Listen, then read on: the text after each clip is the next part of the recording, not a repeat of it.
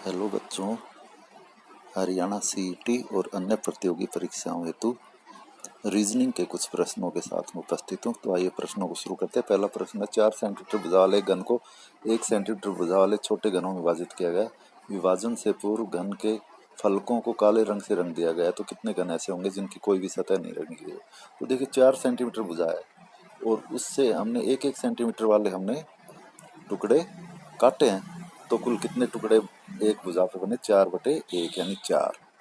तो अब हम इसमें शॉर्टकट लगाएं, जिनमें एक भी नहीं रंगा उसके लिए क्या हो जाएगा? n या 4 हो गया, तो n-2 का क्यूब, n-2 का क्यूब यानी 4/2 का क्यूब 8 आ गए। ऐसे टुकड़े कुल 64 बनेंगे।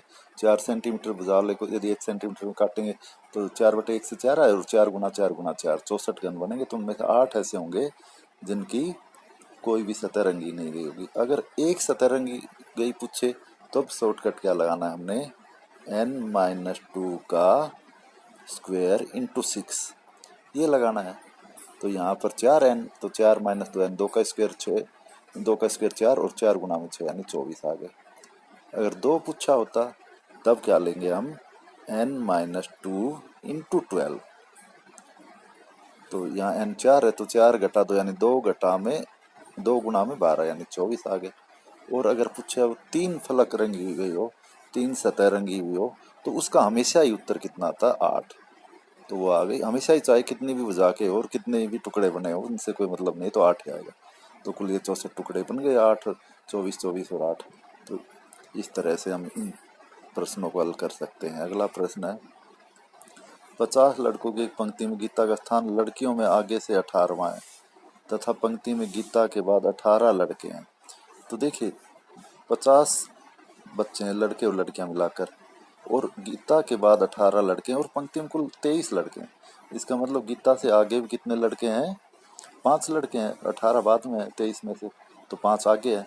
और लड़कियों में वो आगे से 18वें पे है, तो कुल आगे से उसका स्थान कितना हो गया? 18 प्लस 5 23वां हो गया ऊपर से। अब इन्होंने पूछा है गीता का स्थान पंक्ति में पीछे से क्या होगा? तो 50 में से 23वां ऊपर से, तो नीचे और कितनी खड़ी उसके? 50 में 23 घटा 27 खड़ी है यहाँ पे, ये 27 और खड़ी है। और वो खुल भी आप उसे गिनेंगे तो नीचे से कौन सा स्थान हो जाएगा? 28वां। तीसरा प्रश्न है, अंश का जन्मदिन सोमवार 29 मई को है। यदि नीरू का जन्म 9 अक्टूबर को हुआ था तो उसी वर्ष नीरू का जन्मदिन सप्ताह में किस दिन होगा? तो देखिए 29 मई को क्या वार था जिस दिन अंश का जन्मदिन था? उस दिन सोमवार। तो मई का 31 दिन होते महीने में, तो 2 दिन बाकी है। और जून में पूरे 30 दिन, या आप उसके 7 से भाग करने पर जो बचे 2 वो ही ले लीजिए, छोटा जमा करने में आसानी होगी।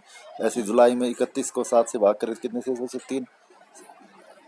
अगस्त में भी 3, क्योंकि 31 दिन के महीने है। सितंबर क्योंकि 30 दिन का महीना है, तो कितना अधिक दिन बचे? 7 से भाग करने पर 2। और अक्टूबर की 9 अक्टूबर है ही, तो 9 और जोड़ लीजिए इसमें। तो ये कुल आगे दिन हमें बढ़े कितने? 2 और 2 4 और 3 7, 3 10, 2 12 और 9 21। 21 दिन आगे बढ़े। यदि 21 को हम 7 से भाग करेंगे तो कितना शेष बचा? 0। यानी कि सोमवार ही उत्तर आया जब 0 शेष बचा। तो अगर 1 शेष बचता तो मंगलवार लेते, 2 बचता तो बुधवार। सोमवार से आगे हमने दिनों को गिनना है जो शेष बचता, तो अब 0 शेष बचा है तो मतलब वही वार रहेगा, सोमवार ही। एक पक्षी उत्तर की ओर 40 किलोमीटर उड़ता है, फिर पूर्व की ओर मुड़कर 50 किलोमीटर तक उड़ता है, तो पहले उत्तर की ओर 40 किलोमीटर, फिर पूर्व की ओर तो इधर जाएगा और 50 किलोमीटर। आगे क्या कहा है? फिर से उत्तर की ओर 110 किलोमीटर, तो 40 पहले उड़ा था उत्तर की ओर, अब 110 किलोमीटर। और फिर अंत में बाएं, तो देखिए अब ऊपर की तरफ जा रहा है तो बाएं हाथ किस तरफ होगा? पश्चिम की तरफ होगा उसका, तो वो पश्चिम की ओर मुड़ेंगे और 50 किलोमीटर चला, तो यहाँ आ गया वो। और ये 50, अब ये भी 50 और ये भी 50 है, तो इसका मतलब ये सीधी लाइन है ऊपर, ये एक ही लाइन पे है। तो अब ये पूछा है कि वह अपनी आरंभिक स्थिति से अब कहाँ है? आरंभिक स्थिति ये है उसकी, तो यहाँ से अब कहाँ है ये देखना हमने। यहाँ से नहीं देखना जहाँ वो पहुंचा है, तो यहाँ से वो कहाँ है? अब उत्तर की ओर है। और कितना हो गया? 40 तो ये, और 110 ये, 40 और 110 कितना हो गया? 150 किलोमीटर उत्तर की ओर। ऑप्शन बी इसका सही उत्तर होगा। 5वां प्रश्न है, प्रत्येक 3 वर्षों के अंतराल पर पैदा हुए 5 बच्चों की उम्र 50 वर्ष है। सबसे कम उम्र के बच्चे की उम्र क्या होगी? तो देखिए 50 वर्ष है, 5 बच्चों की जोड़, तो उनका औसत कितना हो जाएगा? 50/5, 10 वर्ष हो गई। अब जो बिल्कुल 5 में से बीचों बीच कौन सा होगा? ये 1 2 3 4 5, जो बीचों बीच लड़का तीसरा है उसकी जो औसत आयु है वही होगी, क्योंकि बीचों बीच अकेला है ये। तो औसत आयु, उसकी आयु कितनी है? 10 वर्ष। और इनमें 3-3 वर्ष का अंतराल है। तो सबसे कम उम्र का बच्चा, अब ये जो दूसरे नंबर का, ये इससे 3 कम होगा 7, और ये इससे भी 3 कम यानी 4। तो ऑप्शन सी इसका सही उत्तर है 4 साल। इस सवाल को आप एक्स मान के भी कर सकते हो अगर इस तरह से आपके समझ में नहीं आया, लेकिन यही छोटा पड़ेगा कि आयु का जोड़ 50 था 5 बच्चों की, तो औसत आयु कितनी आ गई? 10 वर्ष। अब 5 में बिल्कुल बीचों बीच तीसरा लड़का होगा, ये पहला है, ये दूसरा, ये तीसरा, ये चौथा, ये पांचवा, तो तीसरे की आयु आ गई, ये 10 वर्ष जो औसत आयु। तो और 3-3 वर्ष का अंतराल है, तो दूसरे की से 3 कम 7, और पहले की और 3 कम यानी 4, तो 4 वर्ष इसका सही उत्तर है। अगला, दिए गए विकल्पों में से वह सही विकल्प चुनिए जो अनुक्रम को पूरा करे। श्रृंखला पूरा करनी है हमने, तो अब इस तरह के सवालों को आपकी जितनी प्रैक्टिस होती जाएगी उतना ही जल्दी होता जाएगा, और इसका कोई तरीका नहीं है। आपको प्रैक्टिस से ही एकदम आपके दिमाग में आएगा कि किस में हम जमा करें, किस में घटाए, किस में वर्ग करें, किस में घन करें, किस में गुणा करें, क्या हो रहा है। तो अब इसमें क्या हो रहा है कि 7 को 1 से गुणा किया और जमा में 2, तो 9 आया। ऐसे ही अब 9 को 2 से गुणा किया और जमा में 3 लिया आपके, तो 21 आया। और ऐसे ही 21 को 3 से किया और जमा में आपके 4 लेंगे हम, तो 67 आया। तो अब हमें क्या करना है? 67 को 4 से गुणा किया और उसमें कितना जोड़े? 5। तो 67 चौके कितना होता है? 268, और 5 273। उत्तर आ गया इसका, यानी ऑप्शन ए उत्तर आया 273। 7वां प्रश्न, किसी मेज पर 5 विषयों की पुस्तकें निम्न प्रकार रखी गई है। अर्थशास्त्र गणित से ऊपर है, तो अर्थशास्त्र गणित से ऊपर है, तो ये अर्थशास्त्र हो गई, और ये गणित से ऊपर है, तो यहाँ पर गणित ले लेते हैं हम। संस्कृत हिंदी के नीचे, हिंदी से ऊपर गणित है, तो गणित है ये हिंदी के ऊपर है, तो यहाँ पर हिंदी आ गई।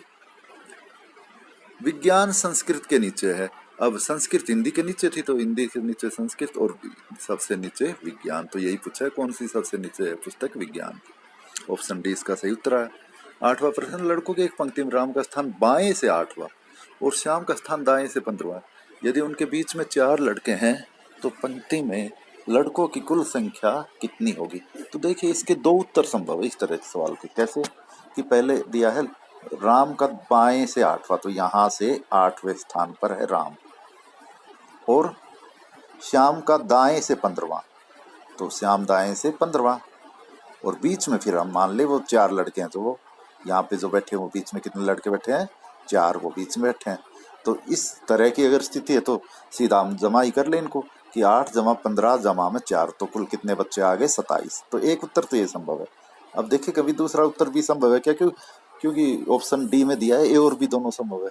तो उस स्थिति में क्या बनेगा कि राम का जो स्थान है वो बाएं से 8वां है, इधर से 8वां, बाएं से लेफ्ट से, और श्याम का दाएं से 15वां, तो श्याम हो सकता है इसे क्रॉस करके और जब जाए इधर से, और जब 15वें स्थान पर हो, और इनके बीच में कितने हैं? 4 है, 1 2 3 4। तो अब ऐसे स्थिति में हम क्या करें? 15 और 4 और 8 इनका जोड़ कर ले, तो कितना आ गया? 15 4 और नहीं, ऐसी स्थिति में अब हम क्या करना है? 15 और 8 का जोड़ करें पहले। 15 जमा 8 कितना आया? 23। अभी क्रॉस हुआ है, उस स्थिति की बात हो रही है, दूसरी स्थिति बनी है, और हमेशा जितने बीच में उनसे 2 ज्यादा घटाने हैं। तो 23 में से 4 बीच में थे, तो कितना घटाए? 23 में से 4 और 2 6, हमेशा ही 2 ज्यादा घटाने जितने बीच में उनसे, तो 17वां आ गया। तो इसका मतलब 27 और 17 दोनों ही संभव है, तो इसका सही उत्तर होगा ऑप्शन डी। तो दूसरी स्थिति को एक बार फिर समझ लीजिए कि राम का स्थान कितना था? इधर से बाएं से 8वां, और श्याम का दाएं से 15वां, क्रॉस वाली स्थिति ली हमने, तो ऐसे में 15 और 8 23 हो गए, और उनमें हमने 4 बीच में है, तो हमेशा ही 2 ज्यादा लेने। 4 जमा 2 6 घटाया, तो 17 बच्चे होंगे कुल पंक्ति में। 9वां प्रश्न है, गोवा के लिए एक फ्लाइट प्रत्येक 5 घंटे 45 मिनट बाद जाती है। सूचना केंद्र पर जॉन को पता चलता है कि 25 मिनट पहले एक फ्लाइट निकली है। यदि उस समय 10:45 पूर्वाह्न, देखो पूर्वाह्न मतलब है सुबह वाले AM हो, तो अगली फ्लाइट का समय कितना होगा?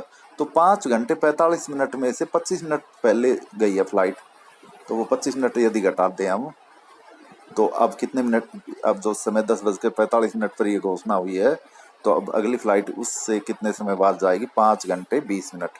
तो 10:45 में 5 घंटे 20 मिनट जमा कर ले आप, तो 20 मिनट 45 में जोड़ेंगे तो 65 हो गया, यानी कि 11:05 और फिर 5 घंटे, और उसके बाद 11 से 5 घंटे लोगे तो कितना हो जाएगा? 4:05 और अपराह्न आ जाएगा, क्योंकि 12 दोपहर के बजेंगे, उसके बाद अपराह्न शुरू हो जाएगा। तो ऑप्शन 20 का सही उत्तर होगा। 10वां प्रश्न है, किसी घड़ी में 5 बजे से 6 के बीच कितने बजे घंटे और मिनट की सुई एक दूसरे के संपाती होगी? तो इसके लिए एक ही सूत्र मैंने बताया आपको कि थीटा बराबर है 11m/2 घटा 30h। बस यही सूत्र हमने लगाना है, तो इसमें लगा दीजिए। अब संपाती है तो थीटा कितना होगा? 0 डिग्री, क्योंकि एक दूसरे के ऊपर सुइयां है, तो 0 डिग्री हो गया थीटा। 0 = 11m ही हमने निकाल लिया, क्योंकि 5 और 6 बजे के बीच का ही टाइम होगा, तो 5 तो बजेंगे ही, तो और बटे में 2 और घटा में 30h, तो h कितना रखे हैं? 5, तो 30 गुणा में 5 यानी कि 150। तो 150 को घटा को इधर लाएंगे तो क्या हो गया? ये 11m/2 बराबर 150, और फिर 2 ऊपर जाके गुणा हो जाएगा, तो कितना हो जाएगा? अब 2 से गुणा होने के बाद 300/11। अब 300/11 यानी 5:300/11 उत्तर आया। 300/11 को आप भाग कीजिए, 11 दूनी 22 बचा 8 तारी 0, 80 को 11 7 77 और बची 3/11 यानी 27 सही 3/11 5 बजकर। अब देखिए ये कौन से ऑप्शन में है? तो ये ऑप्शन ए में है, तो इसका सही उत्तर कौन सा हुआ? Option A. तो आप ये सूत्र याद रखिए, हमेशा किसी भी तरह का कोण का सवाल हो उसमें घड़ी की सुइयों के बीच में यही एक ही सूत्र लगाना, चाहे घड़ी की सुइयां संपाती हो या एक दूसरे के विपरीत हो या समकोण पर हो या कितने बजे टाइम जो दिया हुआ हो उस समय दोनों सुइयों के बीच का कोण पूछा हो, यही सूत्र आपको लगाना है। तो ये थे आज के रीजनिंग के 10 प्रश्न। धन्यवाद।